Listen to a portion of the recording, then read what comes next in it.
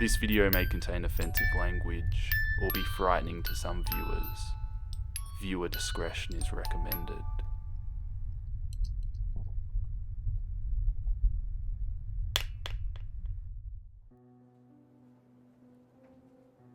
Mr. Selleck, I'm writing in response to your inquiry regarding the Keaton homicides. I've given it some thought and I've decided I'd like to give you my testimony. Stories like this one shouldn't be stuffed into a drawer and forgotten. I'll admit, some of the pertinent details have slipped my mind over the years, but I've had a chance to visit the archives and have a second look at certain relevant documents. Perks of being a former detective, and I think I'm probably in the best shape to give you the full story. Attached is a complete statement of the case, from beginning to end. Best of luck with your book. Yours, James Lamb. A lot of people will tell you this story starts with a murder, but that's not quite true. For me, this started before all the talk of serial killers. In fact, it started half a year before a single person at Lowry Country PD had even heard the name Jeff Keaton. It started with a string of break-ins. They were in residential areas, and none of them resulted in anything of substantial value being reported stolen. All in all, it was the kind of crime which we at the department wouldn't have taken too seriously had it not been for the fact that the break-ins had victimised certain members of the upper echelon of the community. If you're going to really understand this story, then it's important that you understand that this town is all about connections. The big businessmen and the politicians and various venerable families are all part of a group of people I call the town elite. And the town elite takes care of its own. By that I mean, these folks have a rich tradition of scratching each other's backs. So when a known socialite and donor for the mayor's re-election campaign has a run-in with a cat-burglar, LCPD doesn't hesitate to break out the big guns and conduct a thorough investigation, regardless of how little evidence there is to work with or how inconsequential the damages are. Don't let my outspokenness fool you. Retirement's made me blunt, but back then I was just another cog in the machine. I pretended all of this stuff didn't exist, just like everyone else. So when they asked me to put off actual work to do a formal interview of some 6-year-old who claimed to have seen the burglar in the dark for less than 30 seconds, I didn't complain. I did it with a smile. I've reconstructed the interview from notes in the archives, and here's his basic story. He woke up in bed and saw a figure crouching at the head of his bed. It was dressed in black, but he said the light from his window, his open window, was enough to see some of his face by. He had, and these are the kid's words, white skin and black ringed eyes. They looked at each other for a minute, and then the figure smiled at him and whispered, "Go to sleep," and then climbed out the window. I could believe that the kid saw the burglar. The face I rationalised as the distorted description of a ski mask. The rest, I dismissed them as products of the kid's imagination. Couldn't fault a 6-year-old for exaggeration, and God knows this kid was probably getting more attention as a witness than he usually got from parents as busy as his. If I were him, I probably would have sensationalized the story to make myself feel a little special too. So that was that. I filed away his testimony and called it a day. The burglar never struck again, and of course, we never found him. It's only in retrospect that I can see with chilling clarity that it was him, cutting his teeth on breaking and entering, biding his time until he got good enough at it that he could do what he really wanted to do. In a morbid sort of way, it's funny. If we'd caught him back then, Tabitha Cromwell and the others would still be alive today. I try not to think about it too much. Fast forward a few months. I'm writing up a report on a 20-something-year-old man. A kid, really, gutted in his house in the projects. I barely needed to do the requisite background checks to verify my first suspicions. Gang violence.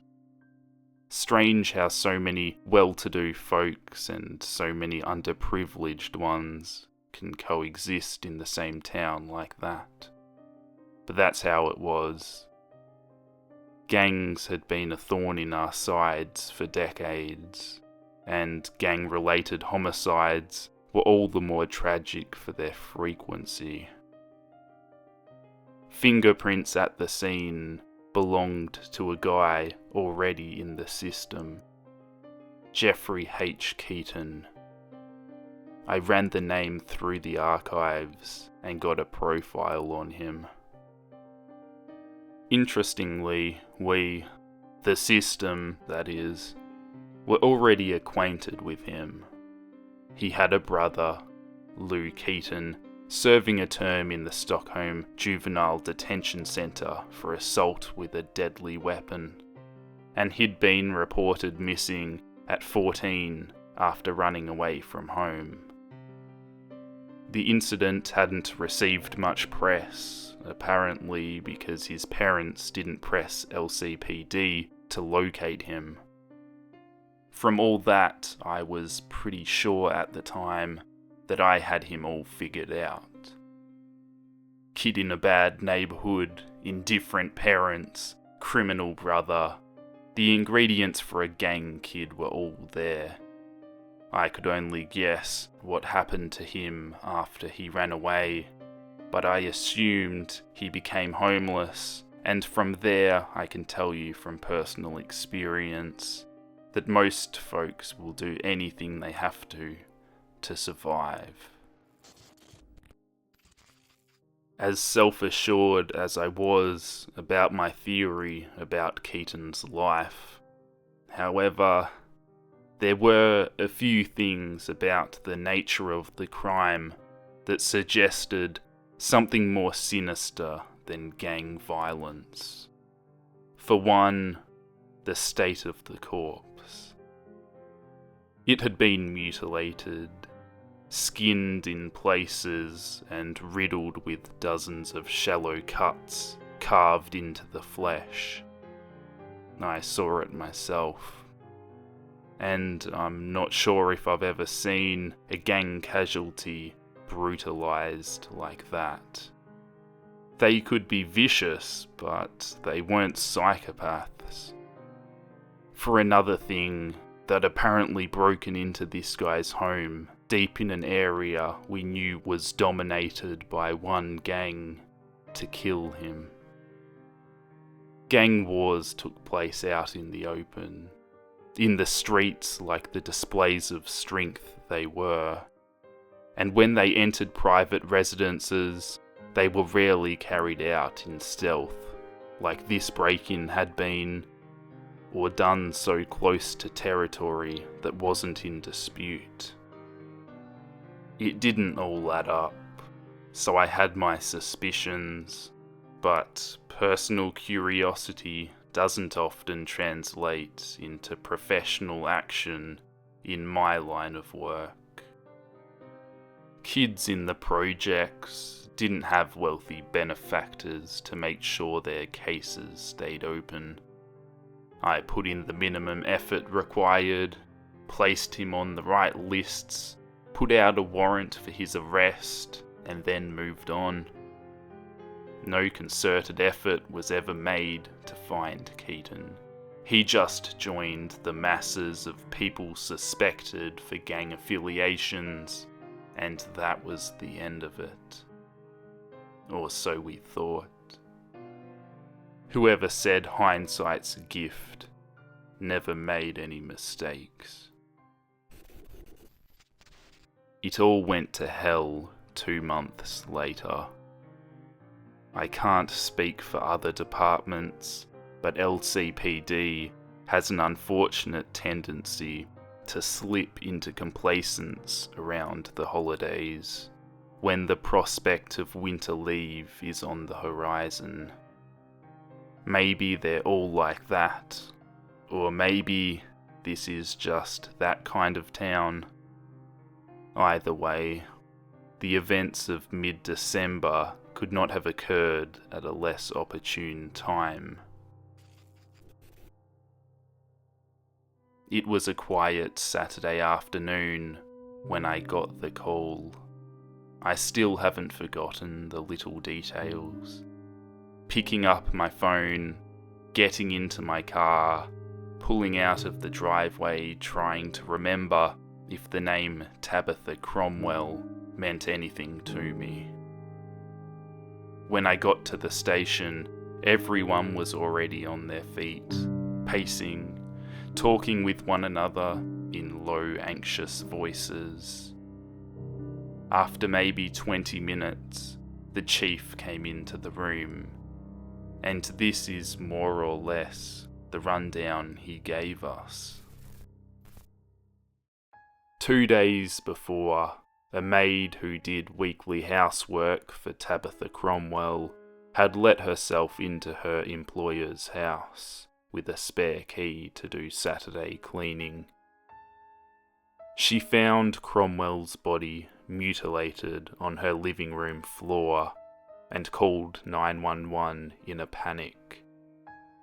LCPD had sent a ground crew to the scene to corroborate the maid's story, and they found everything just as she'd described it. They did a preliminary investigation and found a few items of note. A. The state of her body suggested she'd been dead 1 or 2 days at the most. And B. There were fingerprints around the house. The boys in forensics had run them through the database, and as you'll already know, they belonged to Jeffrey H. Keaton. The Cromwells were already pressing for an investigation, and the chief had called us in to start assembling a case. I'd find out later Tabitha was the widow of John Cromwell, 3-term city councilman, and in his prime, a contender for state senate. My first thought about Keaton in 6 weeks was this: he was a dead man. Like I said, the elite in this town move mountains. Gang-related homicide was one thing, but this? Her in-laws would be breathing down our necks until we caught him. And after that, he wasn't going to see an ounce of mercy in court. To tell the truth, the fact that people as well-to-do as her could be victims of crimes like this at all was jarring. The way we see them, the way they carry themselves, Sometimes it's easy to forget they're only human.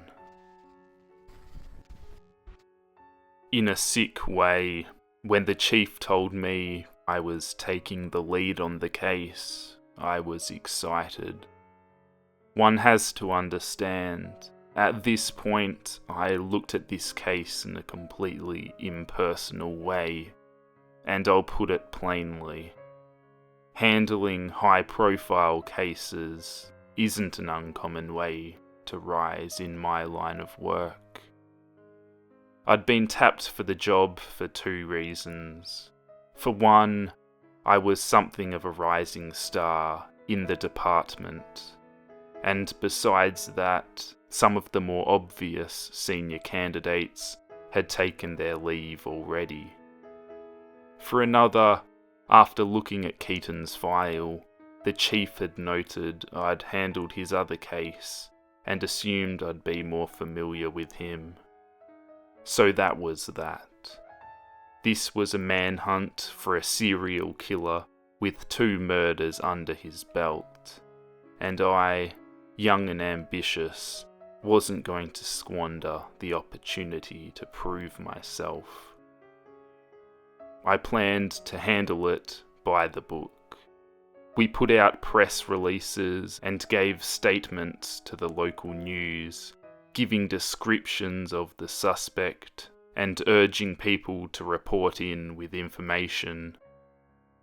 I also arranged for interviews with residents who'd lived near Tabitha, the neighbourhood watch in her area, and even the family of that project's kid who'd long ago lost faith that their boy was ever going to get justice.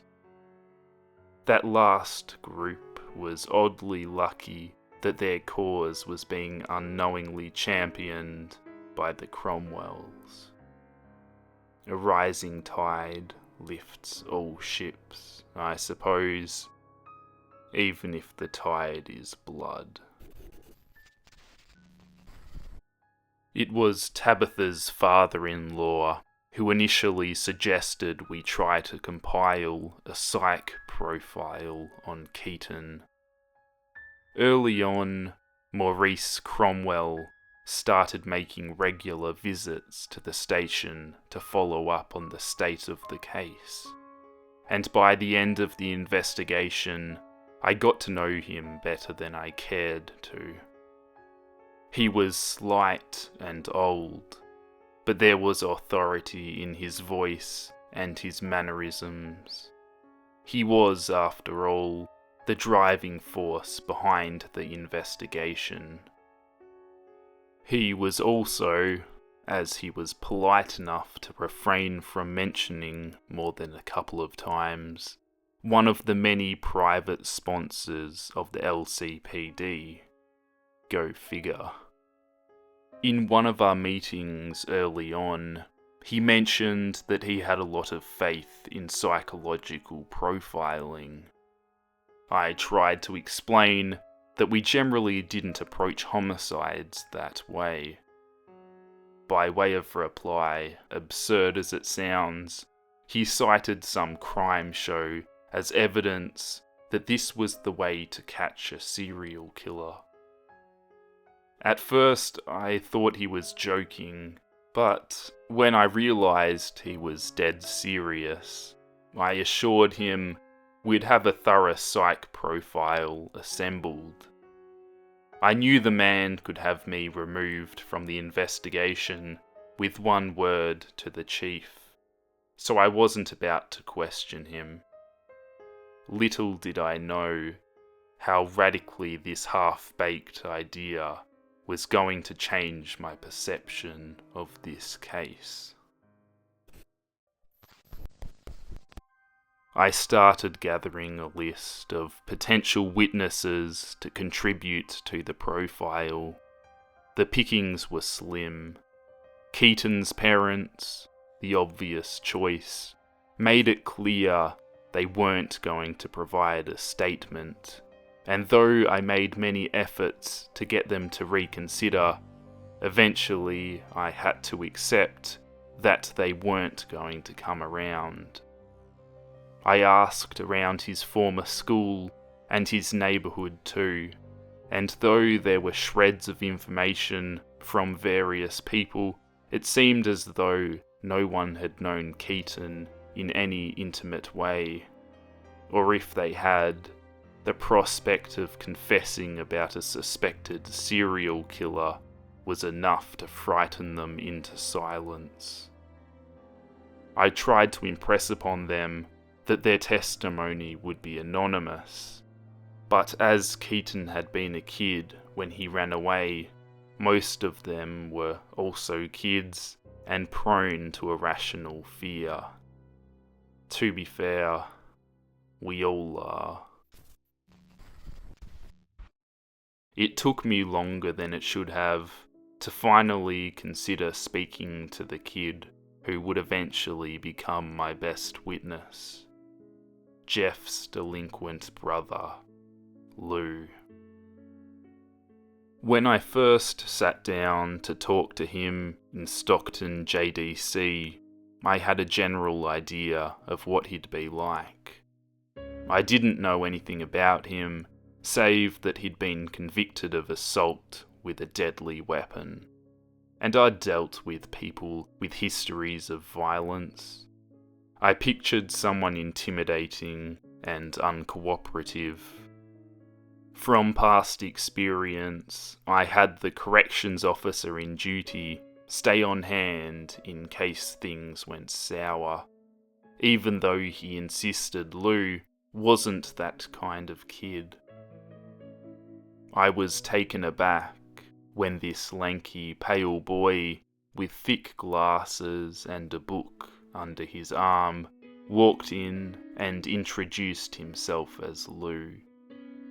In retrospect, I wonder how I neglected to find a picture of him before coming to talk to him.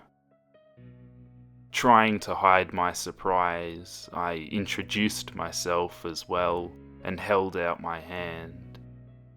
He shook it half-heartedly. "I've been watching the news," he said abruptly. "I know what he did." It took me a minute to realise that Lou was cutting straight to the point and talking about Jeff. "He is still only a suspect," I replied. "I'm not going to tell you anything. The only reason I agreed to see you is to make my supervisor happy." Lou didn't say this with malice. He said it matter-of-factly, as though he'd made up his mind the minute he heard my proposition. He paused. "I'm not going to sell him out, and even if I was, I haven't heard from him in years." We went back and forth for a while. I explained that information didn't have to be recent to be valuable, and I hinted at the promise of an early release. But he didn't seem to be interested.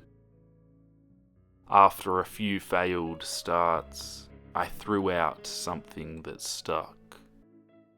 "Think about it this way. I'm looking for background information, and that always humanises a suspect in the eyes of a jury. I can sympathise with your loyalty to your brother, but you have to understand that by telling us who he was, you'd be helping him. It's a lot easier to put a person to death when you don't know them." That resonated with him. I could tell as soon as the words left my mouth. Deciding to quit while I was ahead, I took out my business card and slid it across the table to him before rising from my chair. "Take a week to think about it, okay? If you change your mind, tell your supervisor and they'll arrange another meeting with me." Of course I was lying through my teeth. Like I said earlier, once he was caught, Keaton had no chance. The Cromwells were going to make certain he was crucified. But I wanted Lou's testimony, so I didn't tell him that. And a few days later, the phone rang. I've always been a rather good liar. I started seeing Lou every Wednesday. Visits to Stockton became a kind of weekly ritual I performed after the day's office work on the case was finished. I probably would have taken the assignment less seriously had Cromwell not checked on the progress of the psych profile every week. Because of him, I had to remain diligent. The first few weeks, Lou was reticent, and the material he gave me was innocuous. Quickly though, without much plying from me, he started telling Jeff's story in earnest, almost eagerly.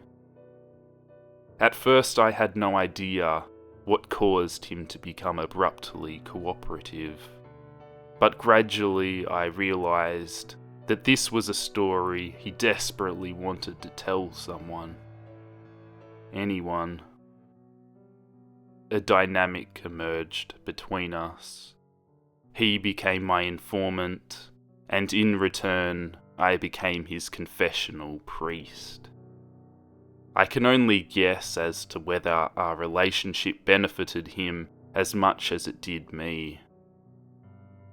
The following, compiled from maybe half a dozen separate interviews with him, is the complete, to the best of my knowledge, story of Geoffrey Keaton, as told by Lou, spanning until the time of his brother's imprisonment.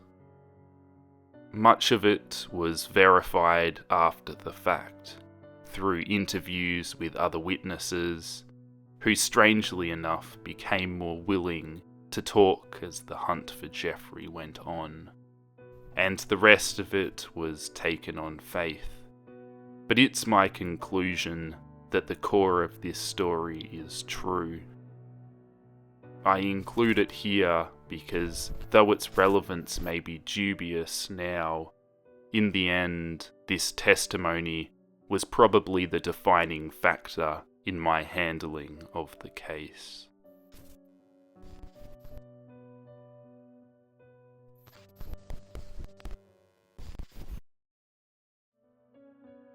Lou frowned.